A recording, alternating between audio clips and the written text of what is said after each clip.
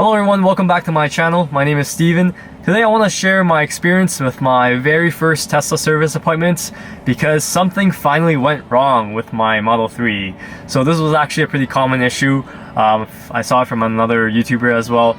The frunk of my car wouldn't open at all. So now a couple of weeks later, the issue is now resolved, and I want to share my experience with you guys on how my experience went with my appointment, especially at a city where I'm from. We don't have any Tesla service centers at all, and the closest one is 3 hours away. So here's how my appointment went. Alright, so you can kind of still hear the switch go off, but it doesn't pop up at all. So I tried using a plastic card to just try to lift it up while pressing the trunk button on the fob, but still doesn't work. And thankfully I didn't have any groceries or anything important in the frunk, so it took me a couple days to call Tesla about it because it wasn't that big of a deal. So I called my service center that's 3 hours away, and obviously they're closed at night since it was 11 p.m. So I was transferred to the general support line. My only worry at that time was that the dashboard on the car actually showed the frunk was opened, so I wasn't sure if it was safe to drive. But it did a hard reset on the car, and the picture actually reset it, and it showed the closed icon. So it's safe to assume that the lock is still engaged, and I was good to drive.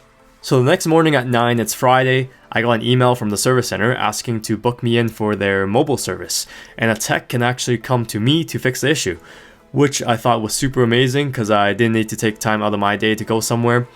They had a spot after the weekend, but I wanted to see if they could fit me in any sooner, so they offered to squeeze me in at 3 the same day. But it wasn't much of a rush for me, so I actually ended up just doing it on the Tuesday instead. So on Tuesday, a Tesla tech shows up at my house with a fleet vehicle, and it took him about an hour or so to get the frunk to open up again. And I was told that it was probably that second actuator part that didn't go off properly.